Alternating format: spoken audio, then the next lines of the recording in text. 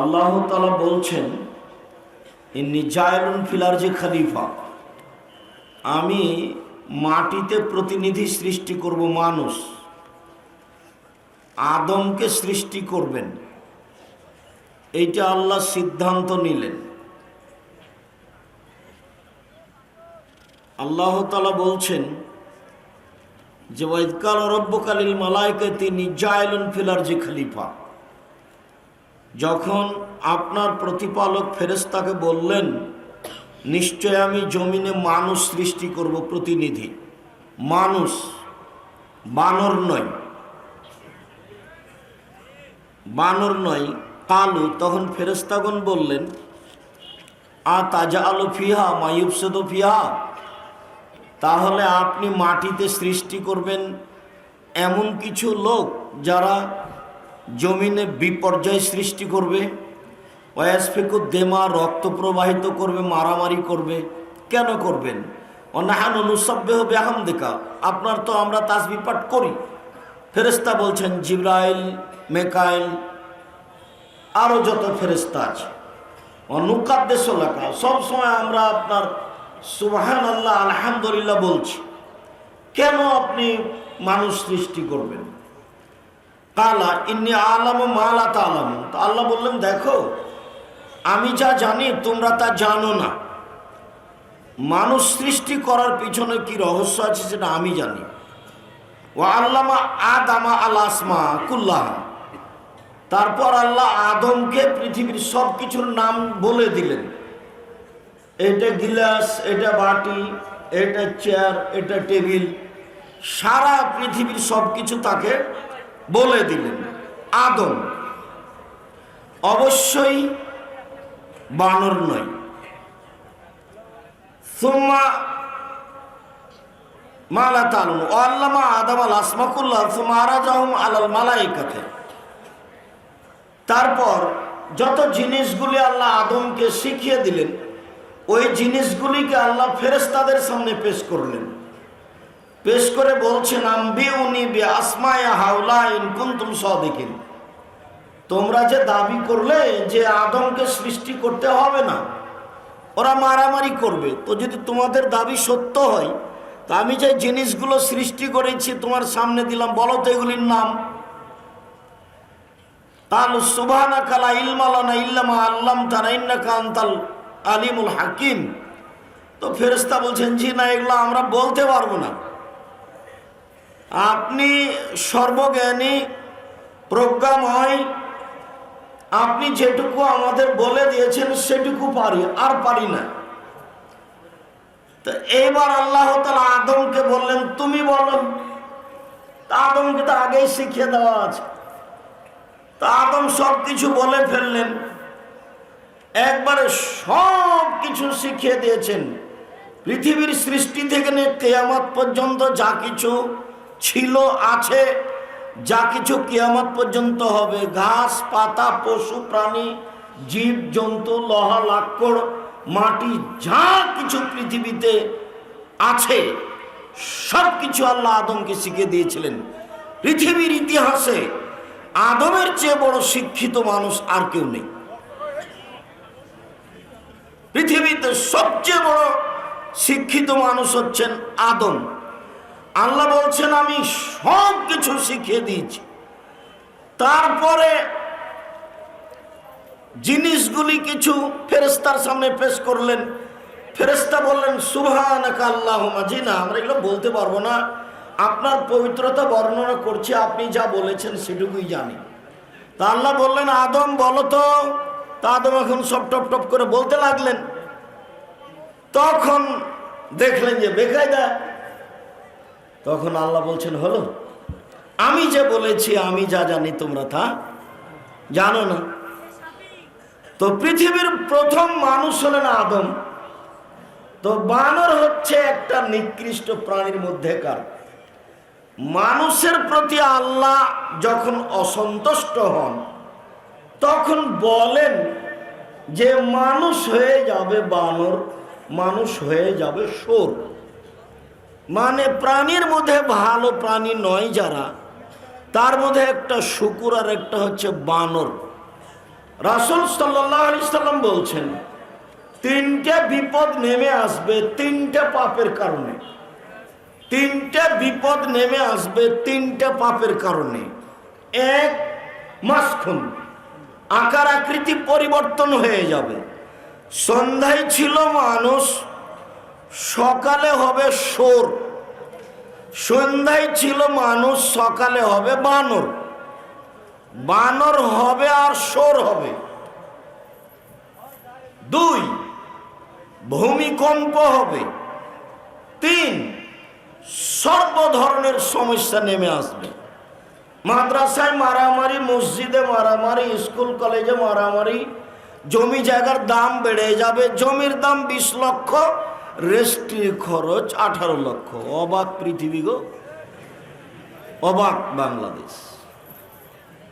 তো সব কিছুর দাম বেড়ে যাবে, বিপদ নেমে আসবে তিনটা কারণে। এক, এটা সারেবল খমুরা, মানুষ যখন মদ পান করবে। দুই, জাহারাতিল কায়নাত, মেয়েরা যখন নাচবে। সব মোবাইলে মেয়ে নাচে, সব দোকানে মেয়ে নাচে, সব ঘরে মেয়ে নাচে। তিন, জারাবুল মাজিব, যখন বাদ্যযন্ত্র প্রকাশ পাবে। সব মোবাইলে বাজনা বাজে, সব দোকানে বাজনা বাজে, প্রায় সব ঘরে বাজনা বাজে। রাসূল সাল্লাল্লাহু আলাইহি সাল্লাম বলেন, তিনটা বিপদ নেমে আসবে তিনটা পাপের কারণে। তিনটা বিপদ নেমে আসবে তিনটা পাপের কারণে।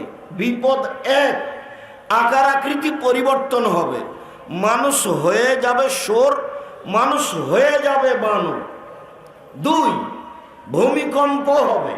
তিন, সমস্যা বেড়ে যাবে। এই তিনটা হলো বিপদ। পাপ এক, মানুষ যখন বিড়ি, তামাক, জর্দা, সিগারেট, গুল, নেশাদার দ্রব্য খাবে, পান করবে। দুই, মেয়েরা যখন নাচবে। তিন, যখন বাদ্যযন্ত্র প্রকাশ পাবে। তিনটা বিপদ নেমে আসবে তিনটা পাপের কারণে। তো মূল কথা যেটা, সেটা হলো এই যে যেসবগুলো খারাপ প্রাণী, তার একটা হলো শোর আর একটা হলো বানর। মানুষে বলে একেবারেই খারাপ, বানর নাকি এটা, তার মানে তার স্বভাব খারাপ, সেই জন্য বলে। আর মানুষ কত বোকা, মানুষ কত নিম্ন মানের হলে, মানুষ কত শিক্ষিত হলে এ কথা বলতে পারে যে মানুষ একদিন বানর ছিল। ছি ছি ছি ছি ছি ছি ছি। যেসব বই পুস্তকে লেখা আছে যে মানুষ বানর ছিল, সে বই পুস্তক এদেশের মুসলিম ছেলেমেয়ের পড়া হারাম, শিক্ষকের পড়ানো হারাম। এই বই পুস্তক টয়লেট পেপার হিসাবে ব্যবহার করতে হবে, টয়লেট টিস্যু পেপার হিসাবে ব্যবহার করতে হবে।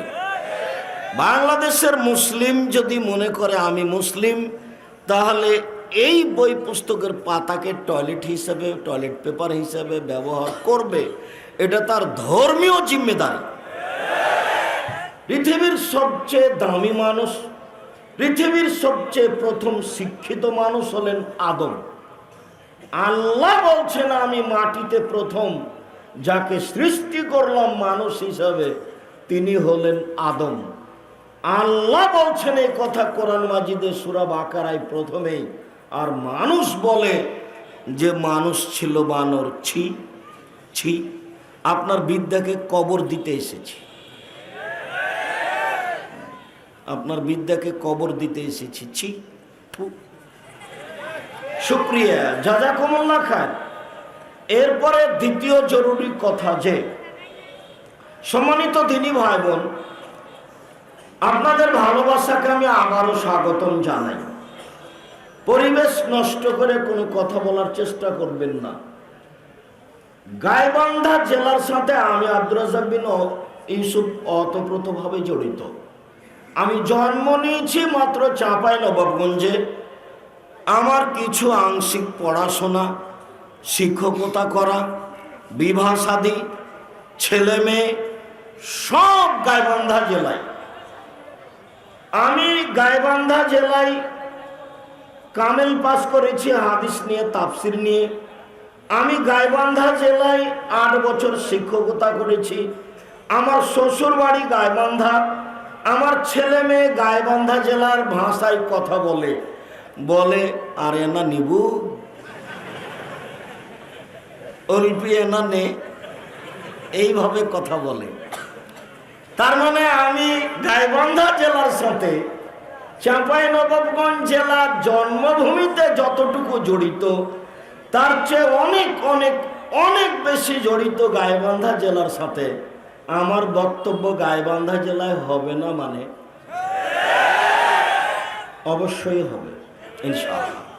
এবার বলি যে সাদুল্লাহপুরে যারা বক্তব্য বন্ধ করেছেন, যারা এসব জায়গায় বক্তব্য বন্ধ করার চেষ্টা করেছেন, তাকে, তার বংশকে, তার জাতিকে চ্যালেঞ্জ করলাম আমি আব্দুর রাজ্জাক বিন ইউসুফ।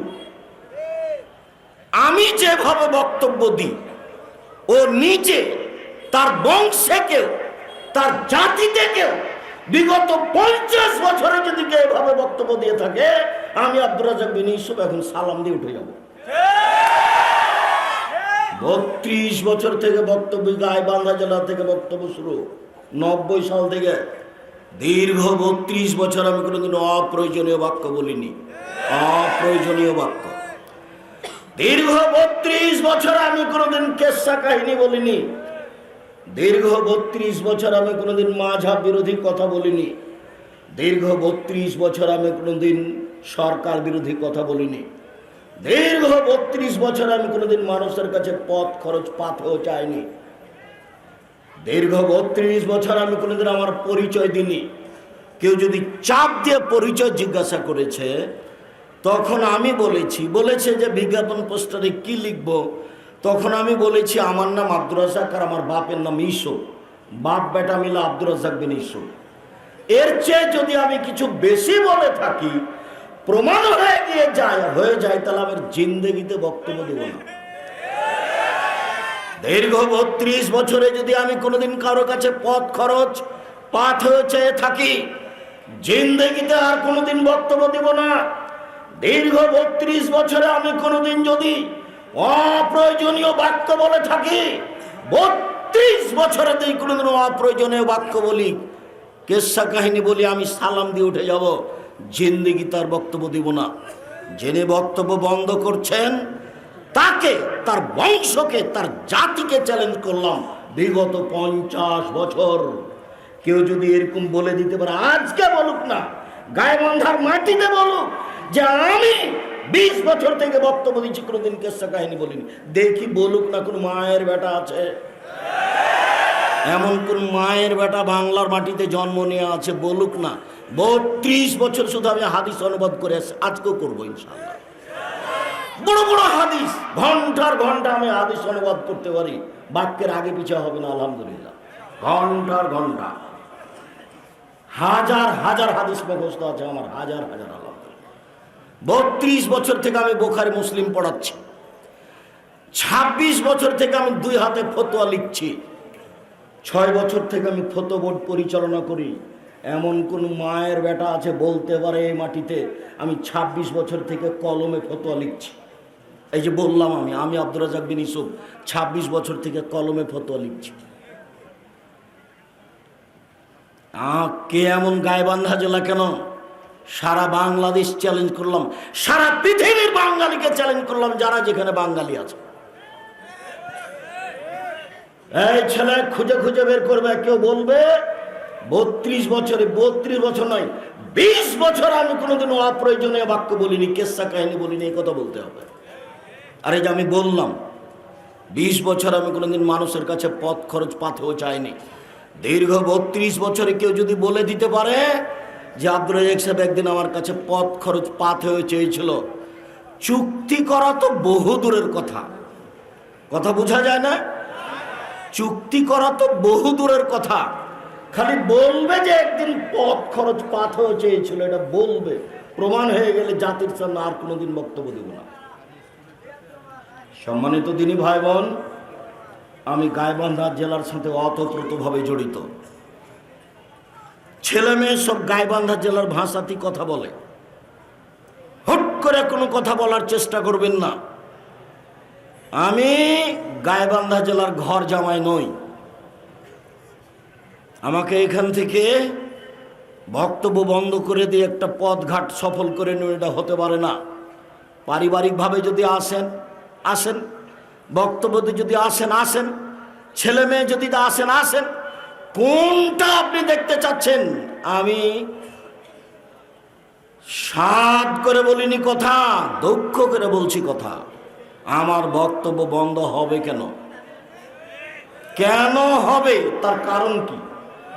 ওসি, ডিসি, এমপি, মন্ত্রী, আজ থেকে বক্তব্য আমার নেটে আছে, 32 বছরের সব বক্তব্য বন্ধ নেটে আছে।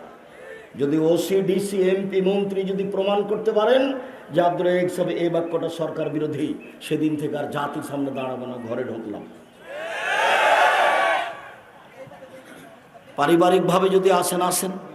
আমার বড় ছেলে আব্দুল্লাহ দেশে পড়াশোনা করার পরে, জামিয়া আপনার দারুল উলুম দেওবন্দে পড়াশোনা করার পরে, মদিনায় পড়াশোনা করার পরে লন্ডনে গেছে ব্যাংকিং ব্যবস্থাপনা শিখতে। ব্যাংকের কি জিনিস এটা, কি জিনিস এটা।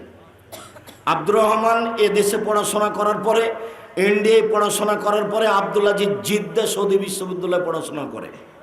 তারপরেরটা আব্দুর রহিম এদেশে পড়াশোনা করার পরে, ইন্ডিয়ায় পড়াশোনা করার পরে মিশর আজহার বিশ্ববিদ্যালয়ে পড়াশোনা করে। তারপরেরটা 3 ভাইয়ের পরেরটা মেয়ে মারিয়াম এদেশে পড়াশোনা করার পরে কিং সৌদ মালিক রিয়াদ বিশ্ববিদ্যালয়ে পড়ে সৌদি আরবে। তারপরেরটা মেয়ে আরিবা 7-8 বছর 10 বছর বয়স। এ হলো পারিবারিক অবস্থা। আর আমি নিজে 88 আগস্টের 20 তারিখ রোজ বুধবার থেকে বুখারী মুসলিম পড়ায়, আজও পড়াচ্ছি, আজকে দার্স দিয়ে এসেছি। নিজে 32 বছর থেকে কোরআন এবং হাদিসের বক্তব্য দিই। 26 বছর থেকে 2 হাত দিয়ে ফতোয়া লিখছি। 32 বছর থেকে বক্তব্য দিচ্ছি। 6 বছর থেকে ফতোয়া বোর্ড নিজে পরিচালনা করি। এ দেশের সবচেয়ে বড় বড় প্রতিষ্ঠান পরিচালনা করি, যেটা জামিয়া সালাফিয়া রূপগঞ্জ নারায়ণগঞ্জ ঢাকা, সেটা 51 বিঘা জমির উপরে অবস্থান করে। সেখানে একটা মসজিদ তৈরির কাজ আরম্ভ হয়েছে জমির উপরে, যার একতলায় 10,000 মানুষ সালাত আদায় করতে পারবে। রূপগঞ্জ নারায়ণগঞ্জ ঢাকার অবস্থায় রাজশাহী 26 বিঘা জমির উপরে অবস্থান করে সে প্রতিষ্ঠান। ওখানে একটা মসজিদ আছে 90% জমির উপরে, যার 4 তলার কাজ চলছে। একতলায় 3,000 মানুষ একসাথে সালাত আদায় করতে পারে। যেটা জামিয়া সালাফিয়া দিনাজপুর, সেটা 20 বিঘা জমির উপরে চলমান চলছে। বাকি কাজগুলি হবে বলে আমরা আশা করছি। আমি জাতির যদি রাস্তাঘাট করে দিতে না পারি, জাতির যদি স্কুল কলেজ করে দিতে না পারি, জাতিকে চূড়ান্ত সঠিক ধর্ম দিতে পারবো ইনশাআল্লাহ। ধর্মের ব্যাপারে জাতিকে ফাঁকি দিয়ে আমি পরকাল হারাতে না রাজি নই। আমি আব্দুর রাজ্জাক বিন ইউসুফ। শুনুন, জাতির যদি রাস্তাঘাট করে দিতে না পারি, জাতির যদি স্কুল কলেজ করে দিতে না পারি, জাতিকে চূড়ান্ত সঠিক ধর্ম দিতে পারবো ইনশাআল্লাহ। ধর্মের ব্যাপারে জাতিকে ফাঁকি দিয়ে পরকাল হারাতে রাজি নই। 32 বছরে কোনোদিন অপ্রয়োজনীয় বাক্য বলিনি। নোট করে নেন, নেটে আছে, মিডিয়াতে আছে। বলছি দিন রাত, আগামীকালকে বলবো ইনশাআল্লাহ, তারপরের দিনে বলবো, তারপরের দিনে বলবো, সব সময় বলছি, সব সময়। জুমার খুতবা তো বলছি। আপনার সাহস থাকলে আপনি গ্রহণ করেন। দেশের ওসি, ডিসি, এমপি, মন্ত্রী, ওসি যারা যেখানে আছেন, আব্দুল রাজ্জাক সাহেবের চ্যালেঞ্জ দেখে ছেড়ে দেবো, আপনি নেন না খালি। মহান আল্লাহ বলেন, ইন্না জাহান্নামা কানাত মিরসাদা। পৃথিবীর মানুষ, জাহান্নাম মানুষকে ধরার জন্য ওঁত পেতে বসে আছে। অবাক, ওঁত পেতে বসে থাকে শত্রু। আল্লাহ বলছেন জাহান্নাম মানুষকে ধরার জন্য ওঁত পেতে বসে আছে। তিনি পরিচয়ে বলেন লিত্তহিনা মাবা। জাহান্নাম হচ্ছে স্বৈরাচারী, স্বেচ্ছাচারী, অহংকারী, বদমেজাজি, ডাকাবাজ, ধোকাবাজ, জুয়াচ্চোর, জমি দখল করে জোর করে মানুষকে জেল হাজতে দেওয়া ব্যক্তি, এদের থাকার জায়গা। জুয়ার চোর, দাগাবাজ, ধোঁকাবাজ, জুলুমবাজের থাকার জায়গা হচ্ছে জাহান্নাম। লাবিসিনা ফিহা আকাবা লা ইয়াদকুনা ফিহা বারদান ওয়ালা শারাবা। সেখানে কোনোদিন শীতল ঠান্ডা কোনো পানি তারা ভোগ করতে পারবে না, তারা এইসব জিনিস খেতেও পান করতে পারবে না। এই ছেলেরা, তোমরা এখানে দাঁড়িয়ে মানুষকে কষ্ট দিও না, তাড়াতাড়ি কাজ করে বসে পড়ো। মানুষ কষ্ট পাবে এরকম কোনো কাজ করো না, পরে অপমান বোধ করবে, সেটা আমি চাই না। আমাদের ছেলেরা যারা আছো, পরিবেশ কন্ট্রোলের জন্য আমি চেষ্টা চালাচ্ছি, তোমরা একটু যারা বাহিরে গল্প করছে তাদের সহযোগিতা করো। দিনী ভাই বোন, আপনাকে আমি মানুষ মনে করি, পশু প্রাণী মনে করি না। আপনি দয়া করে কোনো কথায় লিপ্ত হবেন না, কোনো কাজে ব্যস্ত হবেন না। আপনি আমাকে দেখতে পান আর না পান, আপনি আমার অনুরোধ রক্ষা করেন। আপনাকে আমি অনেক ভালোবাসি, আপনি কথাকে মূল্যায়ন করেন, আপনার কিছু না কিছু উপকার করবে ইনশাআল্লাহ। আর আপনি মনে করেন না যে আব্দুর রাজ্জাক বিন ইউসুফ এসেছেন, ইউসুফ জুলাইখার কাহিনী বলবেন, আমরা বাদাম খাবার বক্তব্য শুনবো, এরকম নোংরা আচরণ দেখাবেন না। আমার জীবনে আমি কোনোদিন কেসা কাহিনী বলিনি, আজ বলবো মানে জীবনে কোনোদিন বলিনি। মহান আল্লাহ বলেন, ফাআম্মা মান খাফফাত মাযিনুহু, বিচারের মাঠে যার নেকি ও পাপ ওজন হবে, নেকির পাল্লা হালকা হবে, তার থাকার জায়গা হবে অতীব গভীর গহ্বর হাবিয়া। অমাদ্রাকা মাহিয়া, মুহাম্মদ সাল্লাল্লাহু আলাইহি ওয়াসাল্লাম আপনি কি বলতে পারেন হাবিয়া নামক জাহান্নামের পরিচয়? আপনার কি জানা আছে হাবিয়া নামক জাহান্নামটি কি? আমি বলি, নারুন হামিয়া, জাহান্নাম হচ্ছে জ্বলন্ত উত্তপ্ত আগুনের নাম। জাহান্নাম বলতে জ্বলন্ত উত্তপ্ত আগুনকে বুঝায়, এই কথা আল্লাহ বলেন জাহান্নামের পরিচয়ে। মহান আল্লাহ বলেন, কাল্লা লা ইউমবাদান্না ফিল হুতামা, অবশ্যই তাকে চূর্ণ বিচূর্ণকারী হোতামা নামক জাহান্নামে নিক্ষেপ করা হবে। ওমা আদরাকা মাল হোতামা, মুহাম্মদ সাল্লাল্লাহু আলাইহি সাল্লাম আপনি কি বলতে পারেন হোতামা নামক জাহান্নামটি কি? আপনার কি তার পরিচয় জানা আছে? আমি বলি, নারুল্লাহিল মুকাদা, তা হচ্ছে জ্বলন্ত উত্তপ্ত আগুন। আগে যা বলা হলো এখনো তাই, তা হচ্ছে জ্বলন্ত উত্তপ্ত আগুন। জাহান্নাম বলতে এক টুকরা আগুনকে বোঝানো হয়। মহান আল্লাহ বলেন, উজুহুন ইয়াওমাইদিন খাশিয়া, সেই দিন বিচারের মাঠে কতগুলি মানুষ হবে ভীত সন্ত্রস্ত, খুব ভয়ে থাকবে। আমিলাতুন নাসিবা, খুব ক্লান্ত পরিশ্রান্ত হবে। তাসলা নারান হামিয়া, তারা জ্বলন্ত উত্তপ্ত আগুনের ভিতরে প্রবেশ করবে। এ দেখেন, আগুন বলতে, জাহান্নাম বলতে জ্বলন্ত উত্তপ্ত আগুন। তাসলা নারান হামিয়া তুসকা মিন আইনিন আনিয়া, তাদেরকে যেটা পান করতে দেওয়া হবে সেটাও হবে জ্বলন্ত উত্তপ্ত ফুটন্ত পানি। তাদের শুধুমাত্র কাঁটাযুক্ত খাদ্য ছাড়া আর কোনো খাদ্য সেখানে থাকবে না। জাহান্নামের পরিচয় দিচ্ছিলাম। মহান আল্লাহ বলেন, এই ছেলে, অবাক কথা,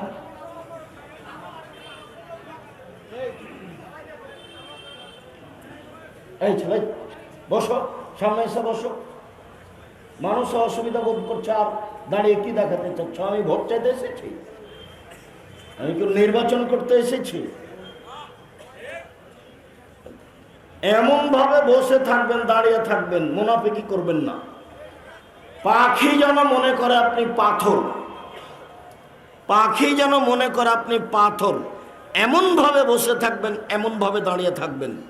কথার সাথে মুনাফিকি করিয়েন না, বক্তব্যের সাথে মুনাফিকি করিয়েন না। কথার সাথে বক্তব্যের সাথে মুনাফিকি করে কোনো লাভ নেই।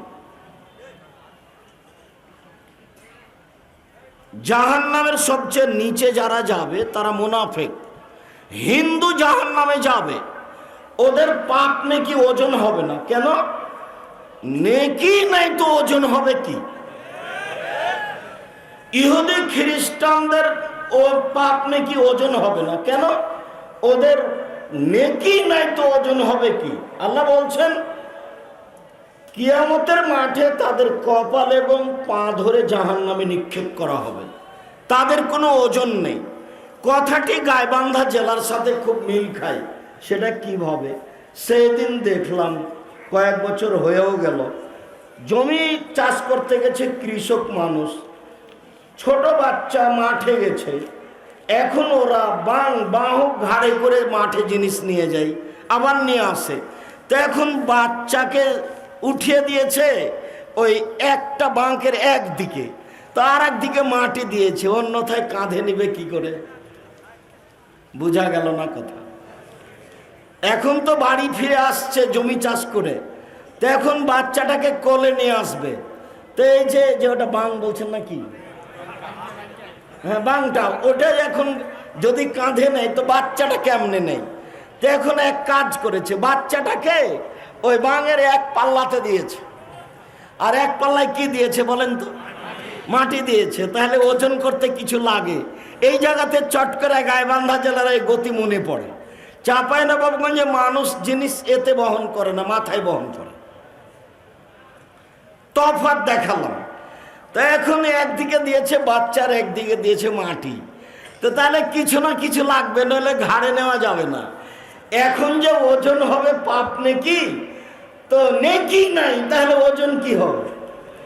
নেকি নেই যার, তারা হলো অমুসলিম। ভারত, বাংলাদেশ, পাকিস্তানে হিন্দু। নেকি নেই যার, তারা হলো ইহুদি খ্রিস্টান।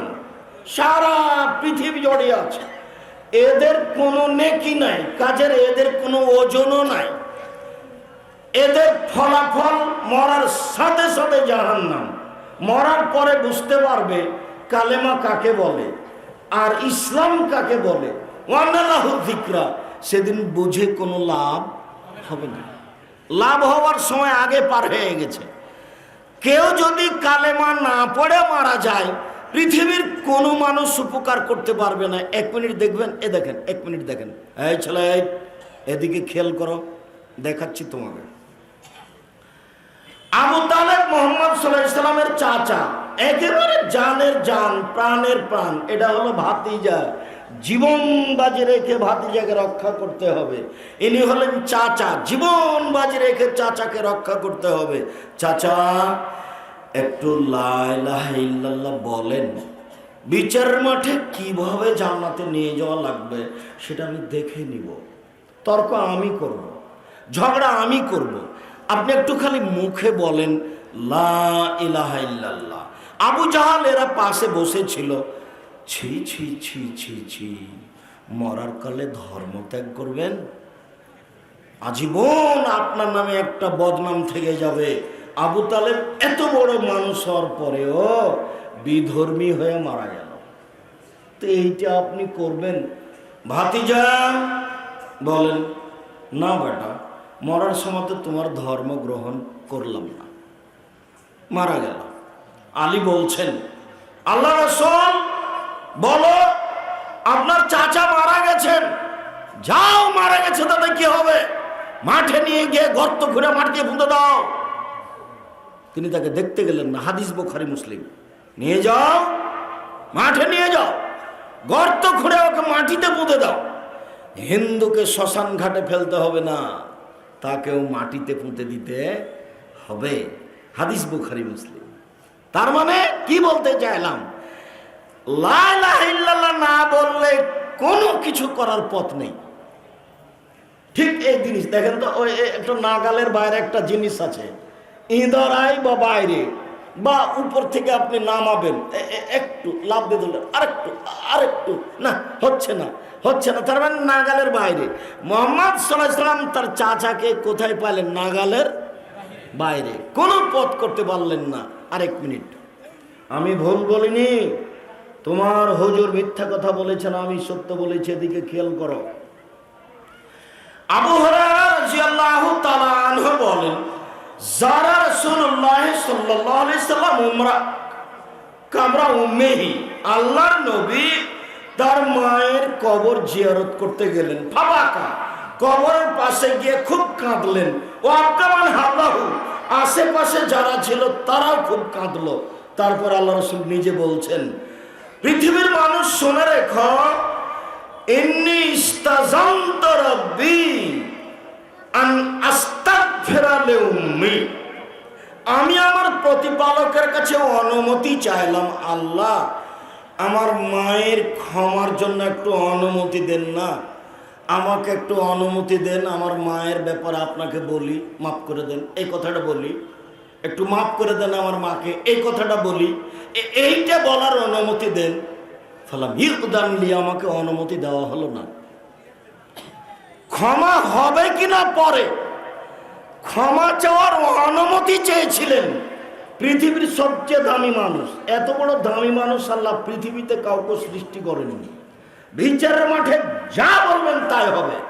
জান্নাতের গেটে বড় অক্ষরে লেখা আছে, যিনি সর্বপ্রথমে জান্নাতে প্রবেশ করবেন তিনি হলেন মুহাম্মদ সাল্লাল্লাহু আলাইহি সাল্লাম। খালি একটু বললেন যে আমার মায়ের ক্ষমার ব্যাপারে একটু অনুমতি দেন না, ক্ষমা চাওয়ার অনুমতি, ক্ষমা করেন এই কথা নয়। না, আমি মনে হয় বুঝাতে পারি না।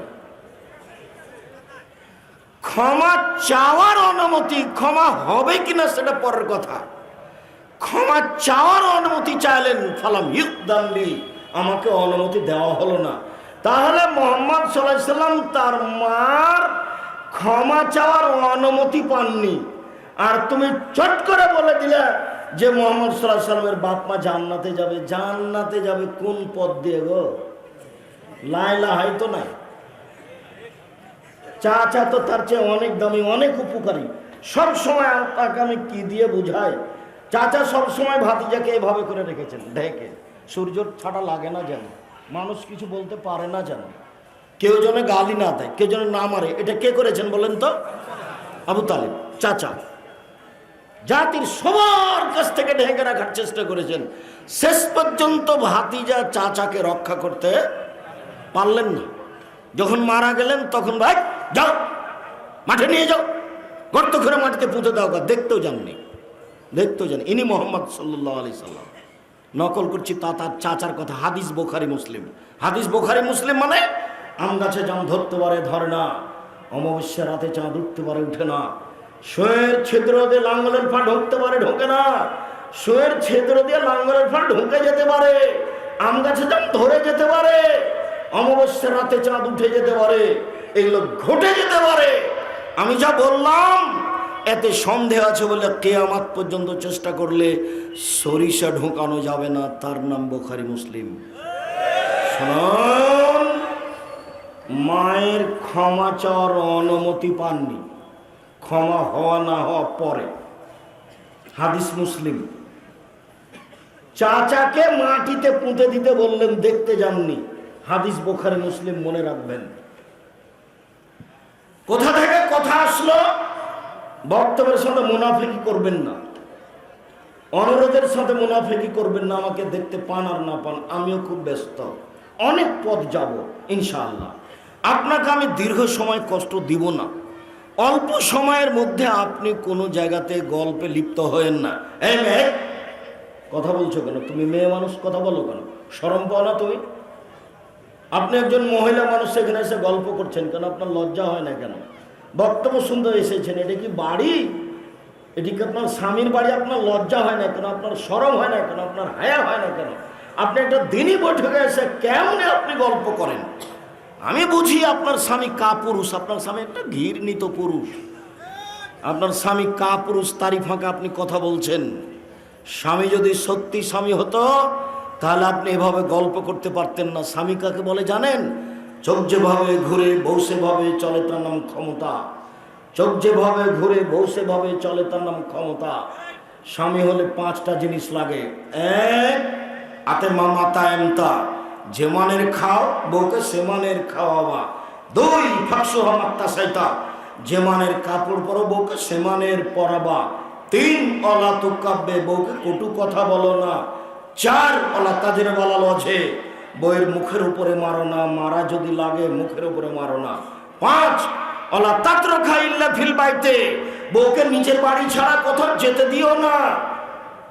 মায়ের বাড়ি যেতে পারে না, খালার বাড়ি যেতে পারে না, ফুফুর বাড়ি যেতে পারে না, জরুরি দুর্ঘটনা ছাড়া বাড়ি ত্যাগ করতে পারে না।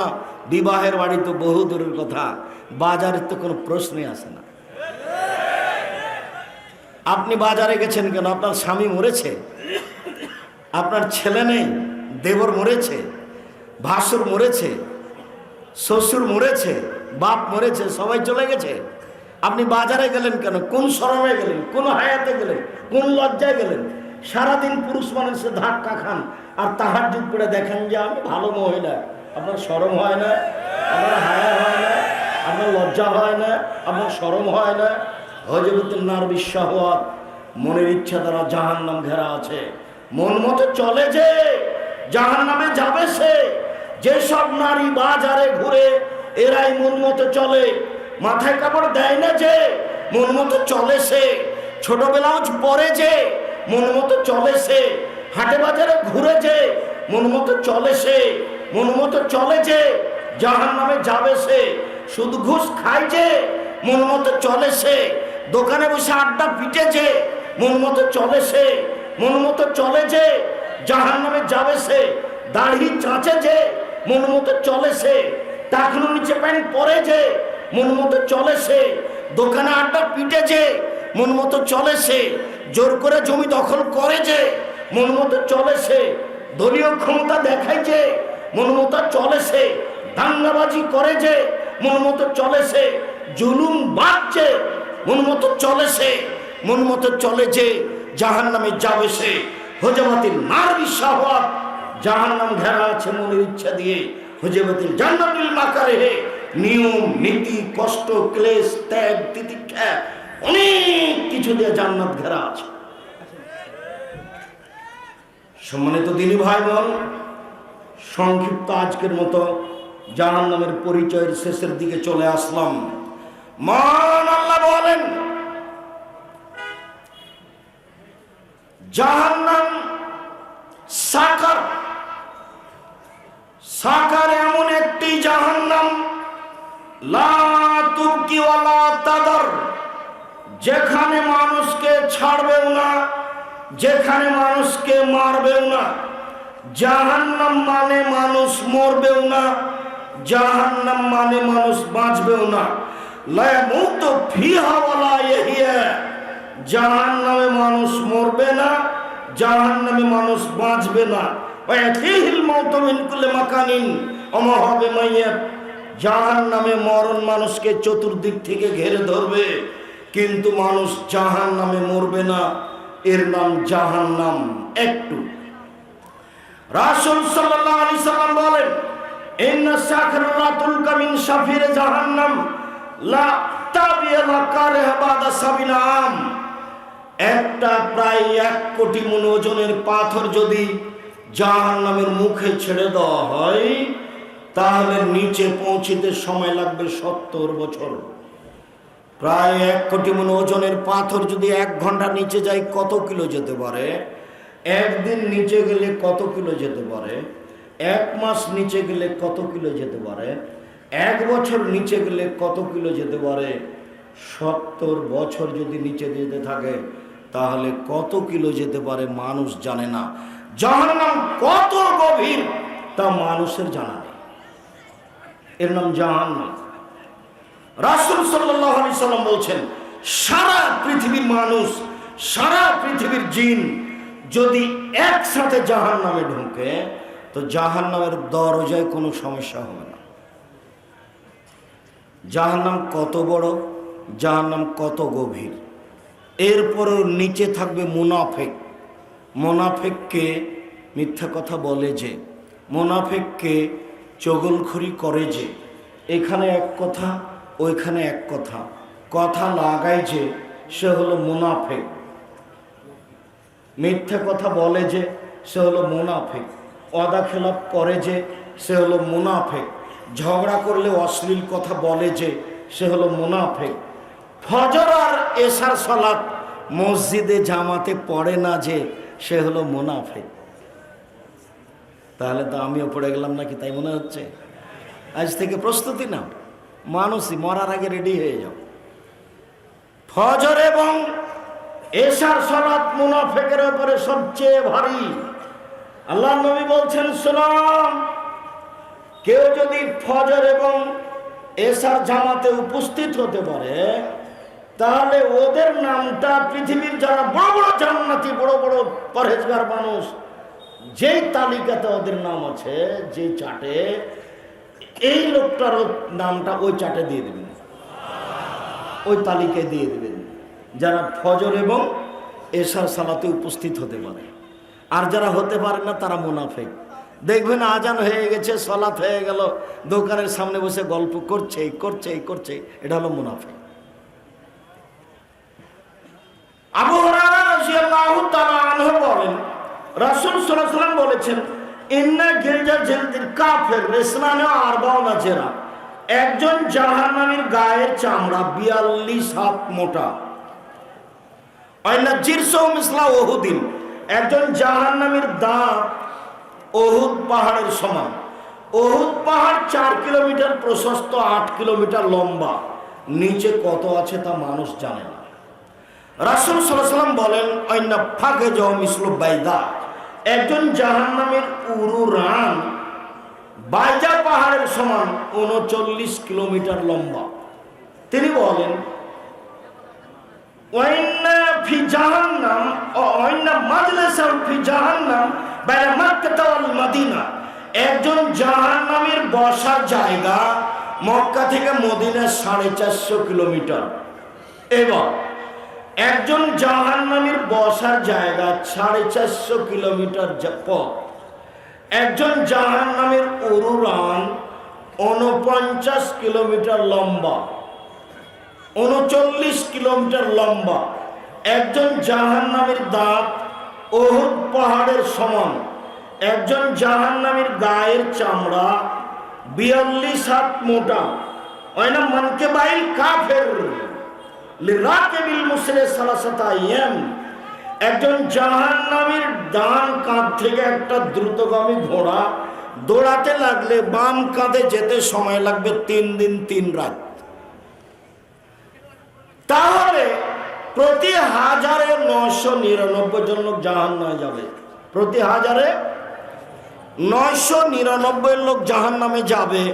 বলেন তো জাহান্নাম কত বড়? একজনের বসার জায়গা 450 কিলোমিটার। প্রতি 1000-এ 999 জন লোক জাহান্নামে যাবে। জাহান্নাম কত বড়? এখানে আর একটু কথা বলে রেখে দিলাম, বিচার মাঠে জাহান্নামকে নিয়ে যাওয়া হবে, জান্নাতকে নিয়ে যাওয়া হবে। সব মানুষ বিচার মাঠে উপস্থিত থাকবে, সব জিন উপস্থিত থাকবে, সব পশু প্রাণী মাটিতে ও পানিতে যা আছে ছিল থাকবে, সব উপস্থিত থাকবে। আল্লাহ উপস্থিত থাকবেন, ফেরেশতা উপস্থিত থাকবেন। বলেন তো বিচারের মাঠ কত বড়? ওয়াইদাল আরদু মুদ্দাত, যেদিন বিচারের মাঠে পৃথিবীকে সম্প্রসারিত করা হবে, আটলান্টিক মহাসাগর, ভারত মহাসাগর, কোন সাগর থাকবে না, সব সাগরে আগুন লেগে যাবে। নিচে আছে পেট্রোল, জ্বলে উঠবে, সব সাগরে আগুন লেগে গিয়ে পানি শেষ হয়ে যাবে। আগুন লেগে যাবে এ কথা আল্লাহ বলছেন। সাগরে আগুন লেগে পানি শেষ হয়ে যাবে, পাহাড়গুলো উড়ে উপরে চলে যাবে, তারপরে মাটি হয়ে যাবে সমতল, রং হবে সাদা। মাটি হবে সমতল, রং হবে সাদা।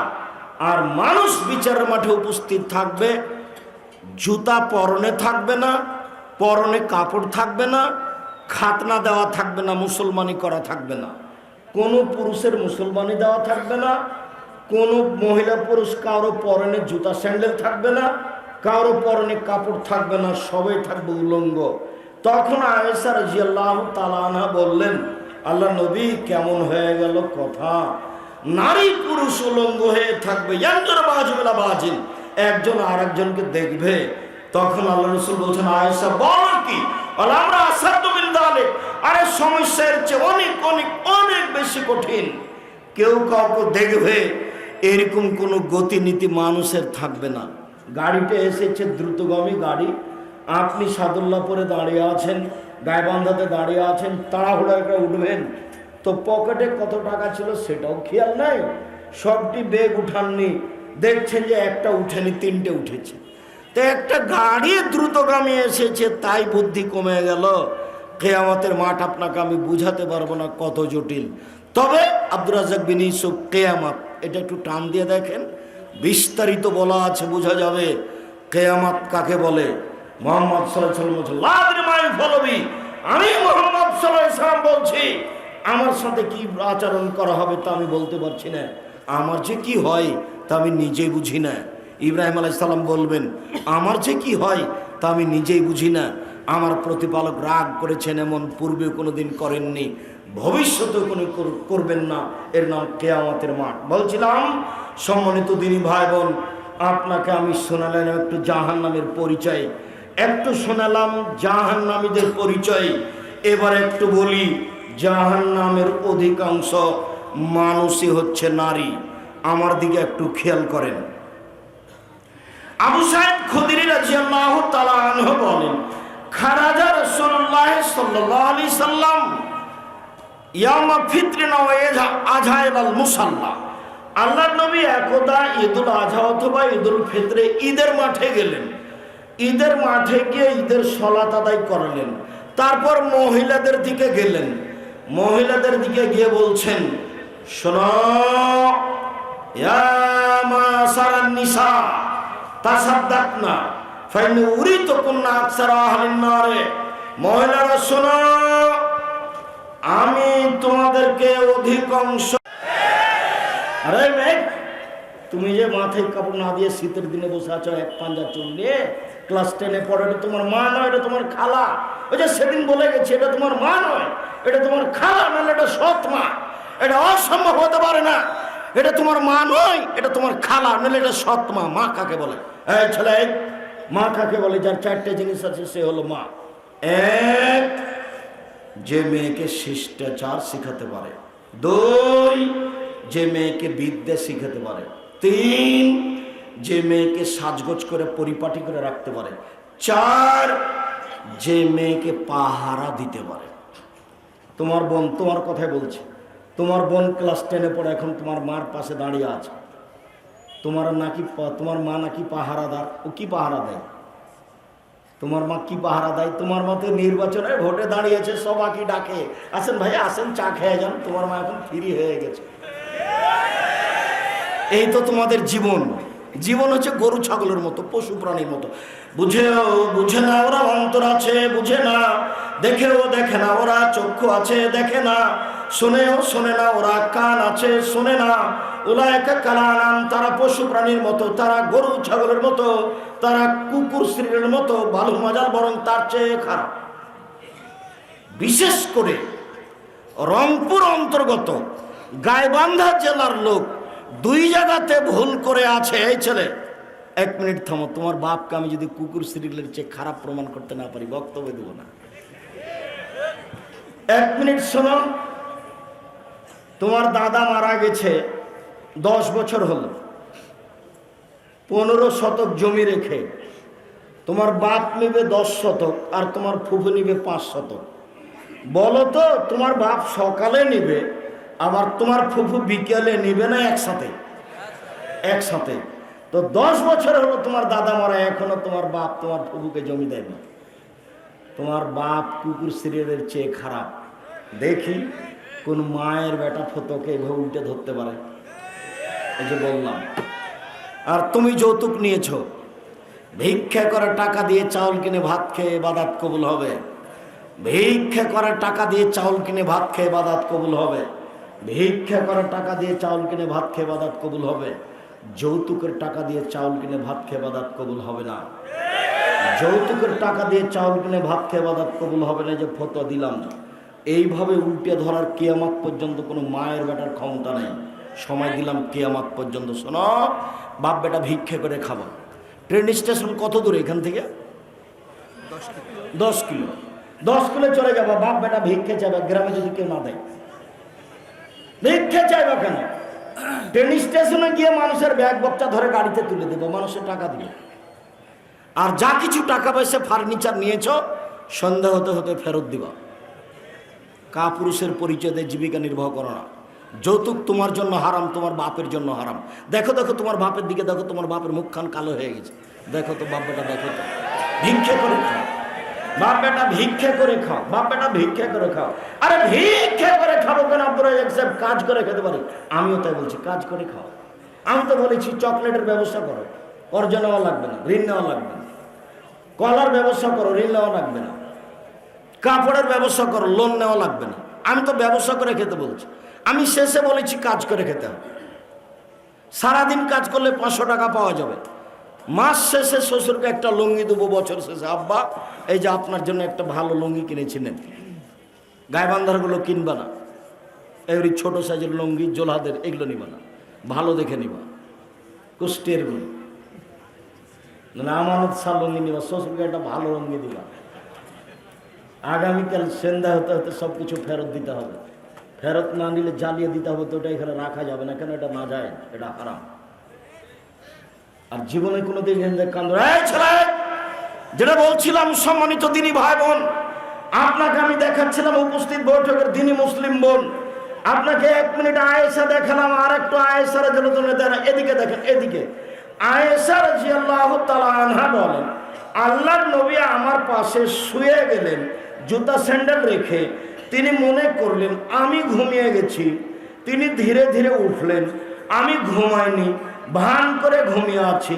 আমি জুতা স্যান্ডেল, উনি নিলেন, দরজা খুলে ধীরে বাইরে চলে গেলেন। আমিও কাপড় চোপড় নিলাম, মাথায় দিয়ে নিলাম। রাত তখন গভীর 2টা-3টা হতে পারে। দেখলাম ওই যে ওই যে ওই যে ওই যে কবরস্থানে চলে গেলেন, 50 হাত দূরে হবে। ওখানে গিয়ে তিনি হাত তুলে দোয়া করছেন। আমিও সেদিকে আগিয়ে গেলাম। ওই যে ওই যে ওই যে 1বার 2বার 3বার তিনি হাত তুলে দোয়া করছেন। উপস্থিত বৈঠকের মুসলিম বোন, আপনাকে শোনাই, এই যে 50 হাত মাটি তিনি ঘর থেকে বের হয়ে গেছেন। কোন মানুষ রাত 2টা-3টায় মাথায় কাপড় দিয়ে যাচ্ছেন? ইনি হলেন আয়েশা। আমি আপনাকে শয়তান বলিনি, আপনাকে আমি আয়েশার মতো মনে করছি। এদিকে দেখেন, সাফওয়ান ইবনে মুআত্তাল বলছেন যে আমরা তো এক যুদ্ধে গেছিলাম, আমাকে শেষে যেতে হবে বলা হয়েছে। তো আয়েশা বলছেন আমি টয়লেটে গেছিলাম, ঘুরে এসে দেখছি গলায় হার নাই। কি রে, হারটা আমার হারালো কোথায়? আমি তাড়াহুড়া করে যেখানে পায়খানা করেছিলাম সেখানে গেলাম। সেখানে খুঁজতে খুঁজতে দেরি হলো। এসে দেখছি কোনো মানুষ নাই, সবাই চলে গেছে। আমি যে হাওদা পালকির মধ্যে থাকি, আমি তো হালকা পাতলা মেয়ে, আমার বয়স কম। ওরা আমার হাওদাটা উঠিয়ে উল্টে তুলে দিয়েছে। ওরা বুঝতে পারেনি আমি আছি কিনা, ওরা তো চলে গেছে। আমি এখন ভাবলাম কি করি, আমি এখানে থেকে যাই। ওরা যখন আমাকে পাবে না তখন খুঁজে আসবে। এবার সকাল হয়ে এসেছে। দূর থেকে সাফওয়ান ইবনে মুআত্তাল বলছেন ইন্না লিল্লাহি ওয়া ইন্না ইলাইহি রাজিউন। শব্দ পাওয়ার সাথে সাথে মুখটা ছিল আমি বন্ধ করে দিলাম। এই মেয়ে শোনো, আমি শব্দটা পাওয়ার সাথে সাথে কি করলাম? মুখটা ঢেকে দিলাম। বোঝা যায় না মনে হয়? এক, বেগানা পুরুষের স্বামীকে লজ্জা, বেগানা পুরুষের কবরকে লজ্জা করেন। বোঝা যায় না মনে হয় কথা? 2, রাত 2টা-3টায় 50 হাত বাইরে যাচ্ছেন ঘর থেকে বের হয়ে, মাথায় কাপড় দিয়ে যাচ্ছেন। 3, মুখটা খোলা ছিল। শব্দ পাওয়ার সাথে সাথে মুখ ঢেকে দিলেন। ইনি আয়েশা। আপনাকে আমি আয়েশার মতো মনে করি, আপনাকে আমি গালি দিব কেন? আপনার পাশে যে একটা মহিলা বসে আছে, ছোটবেলা উপরে পেট পিট দেখাচ্ছে, এ হলো শয়তান। আর পাশে একটা মেয়ে ক্লাস 10-এ পড়ে, মাথায় কাপড় না দিয়ে দাঁড়িয়ে আছে। ওর মা নাই, ওর বাপও নাই। দেখি কোন ছেলে তার বাপ প্রমাণ করতে পারে। এই ছেলে, তোমাকেও সময় দিলাম, তুমি তোমার বাপকে প্রমাণ করবে কেমনে করো, আর তোমার মাকে তুমি প্রমাণ করবে কেমনে করো। আমি বলছি এটা তোমার মা না, এটা তোমার খালা। আমি বলছি এটা তোমার মা না, এটা তোমার সৎ মা। প্রসাদ করাতে পারলে মা হওয়া যায় না, দুধ খাওয়াতে পারলে মা হওয়া যায় না। নীতির নাম মা। যে নীতি পালন করতে পারে সে হলো মা। যে বেটিকে কন্ট্রোল করতে পারে সে হলো মা। যে নিজেকে হেফাজত করতে পারে সে হলো মা। সম্মানিত দিনী ভাই বোন, এই ছেলে, এবার তোমাকে 1 মিনিট মারিয়ামকে দেখায়। এদিকে দেখো, জিন্দেগিতে আর কোনোদিন তোমার মোবাইলের জন্য আর কোনো মেয়ের নাম্বার না থাকে। মারিয়ামকে এসে জিবরাইল বলছেন আপনার একটা সন্তান হবে। তখন জিবরাইল বলছেন বলেন কি? মারিয়াম বলছেন বলেন কি? আরে আমার বিবাহ হয়নি, আমি ব্যভিচারিণী নই, আমার সন্তান হবে কি করে? আমার বিবাহ হয়নি, আমি ব্যভিচারিণী নই, আমার সন্তান হবে কি করে? এরপরে কয়দিন পরে সন্তান হয়েই গেল। যখন সন্তান হয়ে গেল তখন মারিয়াম বলছে ওরে আমার আফসোস, ওরে আমার দুঃখ, ওরে আমার আফসোস, ওরে আমার দুঃখ, আমি বাচ্চাকে জাতির সামনে কেমনে পেশ করব? সবাই বলবে ছি ছি ছি ছি ছি ছি। মারিয়াম বায়তুল মুকাদ্দাসে মসজিদে থাকে, ঝাড়ু দেওয়ার নাম দিয়ে জেনা করে জারজ সন্তান নিয়ে এসেছে। ছি ছি ছি ছি ছি ছি। কিন্তু নাসিয়া মানসিয়া, আমি এমন ভাবে হারিয়ে যেতাম পৃথিবীতে, কেউ না জানতো মারিয়াম কেটা। আমি জাতির অন্তর থেকে এমন ভাবে হারিয়ে যেতে চাই, কেউ না জানে মারিয়াম কেটা। আমি এভাবে হারিয়ে যাই, আমি কেমনে জবাব দিব? আমাকে যদি কেউ বলে সন্তান কোথায় পেয়েছো, ছি ছি ছি ছি ছি, আমি কেমনে জবাব দিব? সবাই বলবে মারিয়াম বায়তুল মুকাদ্দাসে মসজিদে থাকে, মসজিদে থেকে জেনা করে ঝাড়ু দেওয়ার নামে। ছি, কত খারাপ মেয়ে, আমি কেমনে জবাব দিব? ওরে আমার দুঃখ, ওরে আমার আফসোস। কিন্তু নাসিয়া মানসিয়া, আমি একবারে মানুষের অন্তর থেকে হারিয়ে যেতাম, কেউ না জানতো মারিয়াম কেটা। এই বোকা ছেলে, তুমি মেয়েটার নাম্বারটা এভাবে হারিয়ে যাও, হারিয়ে দাও, জীবনে তার নাম্বারটা আর মনে করবা না। একবারে কান ধরে আস্তাক ফিরল অত বেলাই হে বলবা। তারপরেও শোনো, যদি আজ থেকে মেয়েটার সাথে জেনার সম্পর্ক বন্ধ করতে পারো, পৃথিবীর যে কোনো বিপদ থেকে বেঁচে যাওয়া, যে কোনো বিপদ থেকে। এ দেখো এ দেখো এ দেখো প্রমাণ, বুখারী মুসলিমের হাদিস। এই যে 3 জন আটকা পড়েছিল, যে 3 জন দেখো দেখো হেঁটে যাচ্ছিল, বৃষ্টি আসলো, পাহাড়ের গর্তে ঢুকলো, একটা বড় পাথর মুখের উপর এসে পড়লো। একজন বলল বাপ মাকে ভালোবাসি, পাথরটা সরিয়ে দাও। আল্লাহ বললেন কিছু দিলাম। একজন বলল একটা লোককে কাজের জন্য নিয়েছিলাম, অর্ধেক দিন কাজ করে চলে গেল, টাকা দিতে চাইলাম, নিল না। টাকাটা আমি গরু ছাগল কিনে বাড়াতে থাকলাম, অনেক হয়ে গেল। একদিন এসে বলছেন আমাকে অর্ধেক দিনের টাকা দেন। আমি বললাম গরু ছাগল নিয়ে যাও। বলছে মজাক করবেন না, অর্ধেক দিনের টাকা দেন। আমি বললাম মজাক করিনি, যাও সব নিয়ে যাও, তোমাকে সন্তুষ্ট করার জন্য করেছি, পাথরটা সরিয়ে দাও, কিছু দিলাম। একজন বলছে আল্লাহ নবী, আমার একটা চাচাতো বোন ছিল, খুবই সুন্দরী, তার সাথে জেনা করতে চেয়েছিলাম। ও বলেছিল যদি 100টা স্বর্ণ মুদ্রা দিতে পারো তাহলে আমি তোমার সাথে জেনায় লিপ্ত হব। হাড় ভাঙা পরিশ্রম করে 100টা স্বর্ণ মুদ্রা নিয়ে আসলাম, হাতে দিয়েছি, জেনা করতে বসলাম। তখন আমাকে বলছে আব্দুল্লাহ, এ আল্লাহর বান্দা, ইত্তাকিল্লাহ, আল্লাহকে ভয় কর রে, আমাকে অসতী প্রমাণ করিস না। ফাকুম তা আনহা, আমি তখন উঠে গেছি, আমি জেনা করিনি, তুমি পাথরটা সরিয়ে দাও। আল্লাহ বলছেন দিলাম। তুমি আজকে জেনা বন্ধ করো, মোবাইলে কথা বন্ধ করো, তুমি বিশ্বাস করো, হাদিস বুখারী মুসলিম, পৃথিবীর যে কোনো বিপদ থেকে বেঁচে যাবা। আরও তোমাকে একটা কথা বলি, বিচারের মাঠে আজ থেকে তুমি বন্ধ করো, বিচারের মাঠে বিশেষ ছায়াতলে থাকবা। বিশেষ ছায়াতলে 7 শ্রেণীর মানুষ থাকবে, তার 1 শ্রেণীর মানুষ, কোনো মহিলা যদি জেনার কথা বলে তখনও বলে আমি আল্লাহকে ভয় করি, আমি এতে রাজি নই। তুমি আজকে বন্ধ করো, আর কোনোদিন কথা বলে ফেললে বলিও আমি আল্লাহকে ভয় করি, আমি এতে রাজি নই, তুমি বিশেষ ছায়াতলে থাকবা। 3 অনাহা নাফসা আনিল হাওয়া ফাইনাল জান্নাতা হে আল মা। তুমি যদি এই জেনা বন্ধ করতে পারো তাহলে আল্লাহ তোমাকে বিচারের মাঠে জান্নাতুল মা দিবেন। কোরআন মাজিদের আয়াত। সম্মানিত দিনী ভাই বোন, আমি আলোচনা সংক্ষিপ্ত করে এদিকে যাই আরেকটু। জাহান্নামকে বিচারের মাঠে টেনে নিয়ে যাওয়া হবে রশি দিয়ে, 70,000 ফেরেশতা থাকবেন।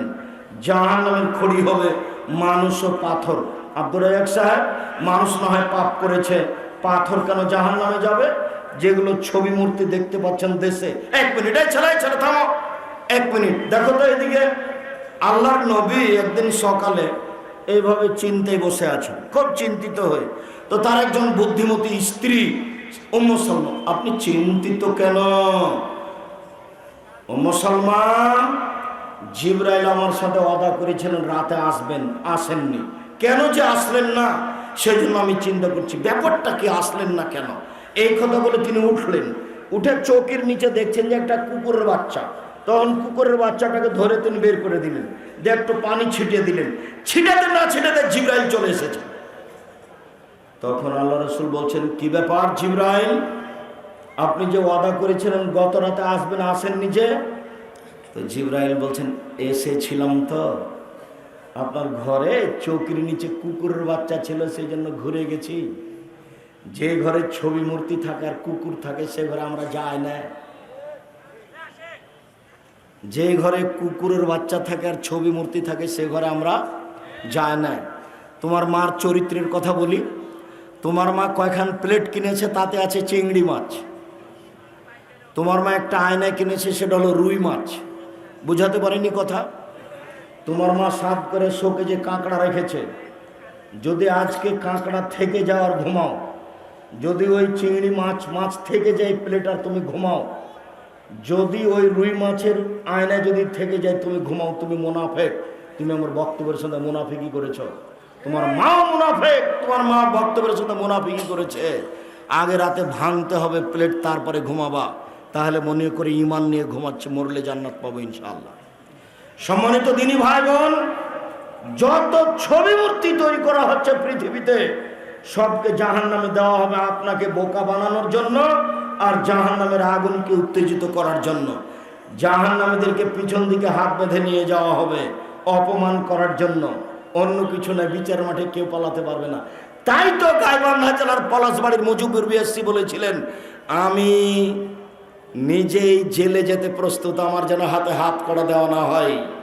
দেশবাসী দেখবে, গাইবান্ধা জেলার লোক দেখবে মুজিবুর বিএসসির হাত বাঁধা আছে, হাত করা দেওয়া আছে, এটা আমি অপমান সহ্য করতে রাজি নই, আমি এমনিতেই যাব। এই কথা মুজিবুর বিএসসি বলেছিলেন গাইবান্ধা পলাশবাড়ির। সম্মানিত দিনী ভাই বোন, সেদিন ইন্দিরা গান্ধীর হাত বাঁধা থাকবে, দেখা যাবে কে খুলে দিতে পারে। সেদিন ফেরাউনের হাত বাঁধা থাকবে, দেখা যাবে কে খুলে দিতে পারে। সেদিন মহারানী এলিজাবেথের হাত বাঁধা থাকবে, দেখা যাবে কে খুলে দিতে পারে। এরকম কোটি মানুষের হাত পিছন দিকে বাঁধা থাকবে, দাঙ্গাবাজ, স্বৈরাচারী, স্বেচ্ছাচারী, এদের হাত বাঁধা থাকবে, দেখা যাবে কে খুলে দিতে পারে। সম্মানিত দিনী ভাই বোন, জাহান্নাম কথা বলতে পারে। জাহান্নামের উল্লেখযোগ্য শাস্তি হচ্ছে সাপ, জাহান্নামের উল্লেখযোগ্য শাস্তি হচ্ছে আগুন, জাহান্নামের উল্লেখযোগ্য শাস্তি হচ্ছে জাক্তুম কাঁটাযুক্ত গাছ, জাহান্নামের উল্লেখযোগ্য শাস্তি হচ্ছে পুঁজ এবং রক্ত, এটা মানুষকে খেতে দেওয়া হবে। জাহান্নাম থেকে বাঁচার জন্য সালাম ফেরার পূর্বে বলবেন একটু, এই ছেলে, সালাম ফেরার পূর্বে বলবেন, রব্বানা আতিনা ফিদ দুনিয়া হাসানাতাও ফিল আখিরাতি হাসানাতাও ওয়া কিনা আযাবান নার। আল্লাহ তুমি জাহান্নাম থেকে বাঁচাও। সালাম ফেরার পূর্বে বলবেন, আল্লাহুম্মা ইন্নী আউযু বিকা মিন আযাবি জাহান্নাম ওয়া আউযু বিকা মিন আযাবিল কবর ওয়া আউযু বিকা মিন ফিতনাতিল মাসিহিদ দাজ্জাল ওয়া আউযু বিকা মিন ফিতনাতিল মাহি ওয়াল মামাত। আল্লাহুম্মা আউযু বিকা মিনাল মাসামি ওয়াল মাগরাম। আর কবর জিয়ারত করতে গিয়ে, বাপ মার কবর জিয়ারত করতে গিয়ে কিবলার দিকে মুখ করে হাত তুলে দোয়া পড়বেন, যেটাতে আছে আল্লাহুম্মা গফির লাহু ওয়ারহামহু। শেষে বলা আছে, আল্লাহ তুমি আমার বাপকে জাহান্নাম থেকে বাঁচাও, কবরের শাস্তি থেকে বাঁচাও। এইভাবে দোয়া পড়ার চেষ্টা করবেন। সম্মানিত দিনী ভাই বোন, লাখো মানুষ উপস্থিত হয়েছেন, স্বাগতম জানাই। অনেক পরে এসেছি আর যাওয়ার সময়টা বারবার আমাকে তাড়া করছে। আপনার বসে থাকাতে আমি খুবই খুশি। আমার দিনী বোনেরা, আপনারা মনে কিছু নিয়েন না। 3 শ্রেণীর মানুষ জাহান্নামে যাবে, তার এক শ্রেণীর মানুষ হচ্ছে পুরুষের বেশধারী নারী। আপনি জাহান্নাম থেকে বাঁচার চেষ্টা করেন, 4টা জিনিস পালন করার চেষ্টা করেন, জান্নাত হবে ইনশাআল্লাহ।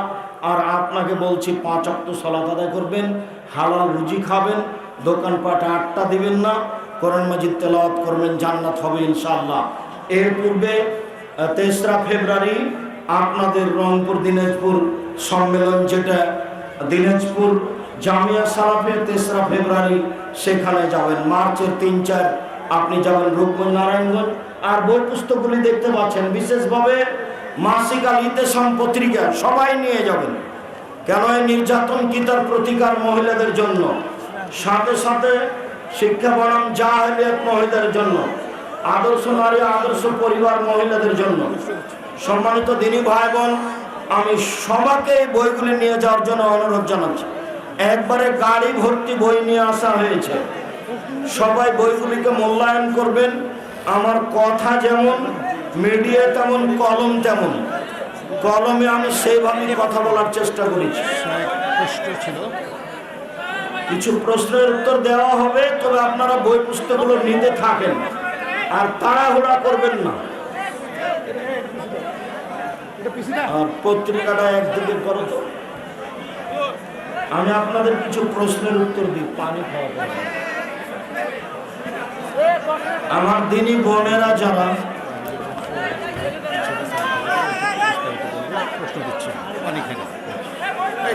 সম্মানিত দিনী ভাই বোন,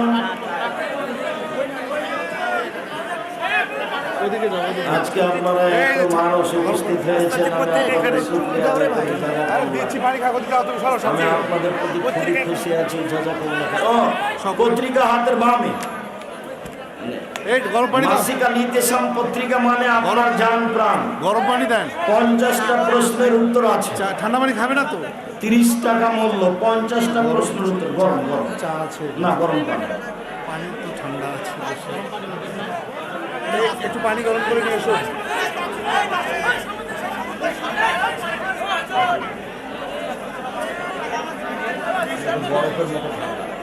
বরফের মতো একটু পাশে থেকে পানি একটু গরম করে নিয়ে আসেন, তোর বাসায় থেকে একটু। যে আপনাদের আমি প্রশ্নের উত্তর দিচ্ছি, আমার দিনী ভাই বোন সবাই একটু অপেক্ষা করুন। এই সাউন্ড দাও। এই ভলান্টিয়াররা কোথায়? মসজিদের ইমাম খতিব যদি তাবিজ লিখে তার পিছনে সলাৎ হবে কি? যারা তাবিজ লিখে ব্যবসা করে তারা মুশরিক, তাদের পিছনে সলাৎ আদায় করা যাবে না। আল্লাহ রাসূল বলেছেন, মান তাআল্লাকা তামিম আশরাকা, কেউ যদি তাবিজ ঝোলায় তাহলে সে শিরক করলো। তাবিজ লিখা, তাবিজ ঝোলানো মহাপাপ, শিরক। যারা তাবিজ ঝোলায়, তাবিজ লিখে তাবিজ দেয়, তাদের পিছনে সলাৎ হবে না।